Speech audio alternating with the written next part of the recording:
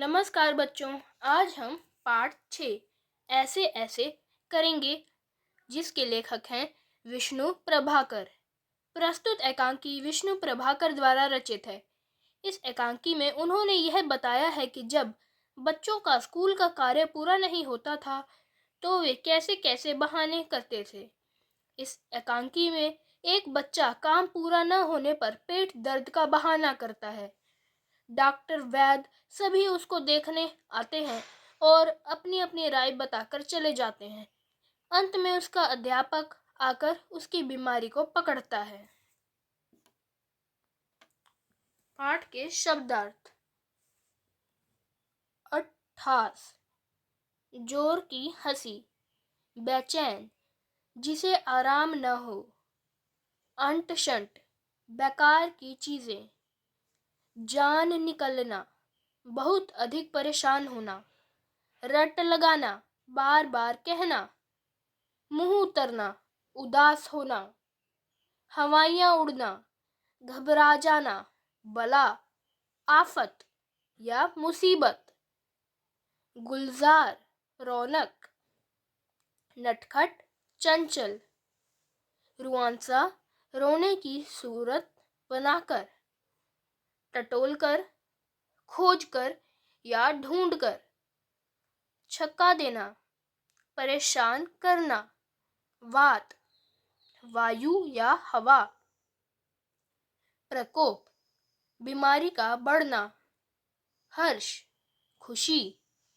बदहजमी, पाचन में गड़बड़ी या अपच।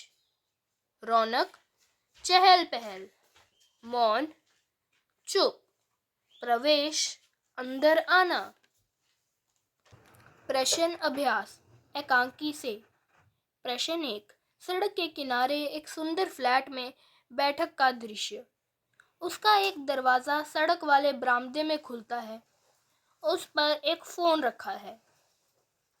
इस बैठक की पूरी तस्वीर बनाएं।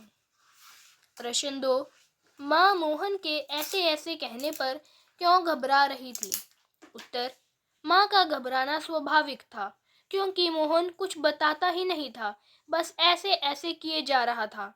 माँ ने सोचा पता नहीं यह कौन सी बीमारी है और कितनी भयंकर है, इसलिए मोहन की माँ घबरा गई।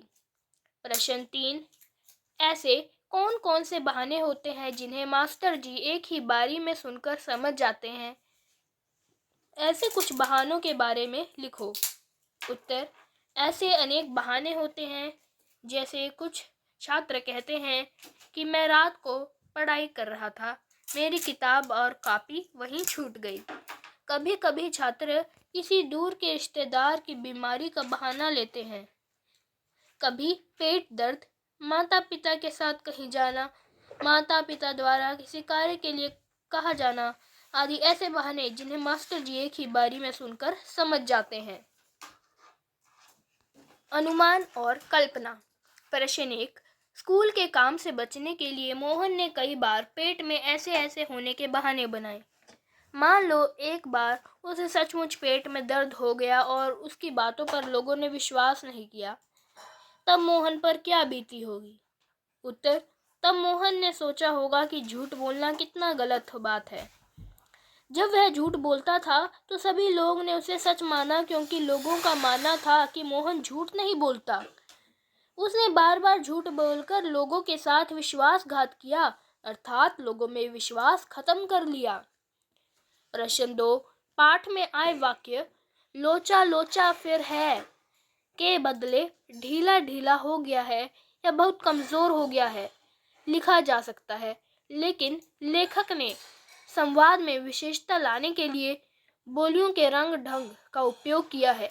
इस पाठ में इस तरह की अन्य पंक्तियां भी है, जैसे इतनी नई नई बीमारियां निकल आई हैं, राम हमारी बीमारियां ने तंग कर दिया, तेरे पेट में तो बहुत बड़ी दाढ़ी है।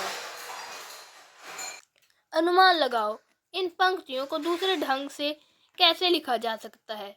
उत्तर, इन पंक्तियों को ऐसे भी लिखा जा सकता है, कितनी नई नई बीमारियां निकली हैं, इन बीमारियों ने तंग कर दिया, तुम्हारे पेट में तो बहुत दर्द है। प्रश्न 3, मान लो कि तुम मोहन की तबीयत पूछने जाते हो। तुम अपने और मोहन के बीच की बातचीत को संवाद के रूप में लिखो। अरे मोहन, तुम्हारी कैसी तबीयत है? मोहन, मेरे पेट में बहुत दर्द है। तुमने कल क्या खाया था? मोहन, कल तो मैंने कुछ भी नहीं खाया। जब कुछ भी नहीं खाया तो दर्द कैसे हो गया? मोहन, पता नहीं कैसे हो गया यार। किसी डॉक्टर को दिखाया या नहीं? हाँ, डॉक्टर को दिखाया है, वे दवाई दे गए हैं। चलो अच्छा है, जल्द ही ठीक हो जाओगे। प्रश्न 4, संकट के समय के लिए कौन कौन से नंबर याद रखे जाने चाहिए?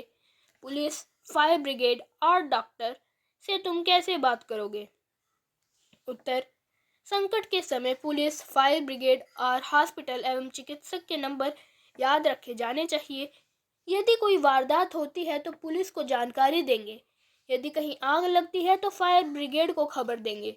और यदि कोई बीमार होता है तो डॉक्टर को फ़ोन करेंगे। हम पुलिस को कहेंगे कि अमुक स्थान पर कोई दुर्घटना हो गई है, जल्दी पहुंचिए। फायर ब्रिगेड को फ़ोन करके घटना की जानकारी देंगे कि अमुक स्थान पर आग लगी है, रास्ता इधर उधर से है, जल्दी आ जाइए। डॉक्टर को कहेंगे कि मेरे अमुक रिश्तेदार की तबीयत खराब है, आप जल्दी से जल्दी आकर उनकी हालत का जायजा लीजिए।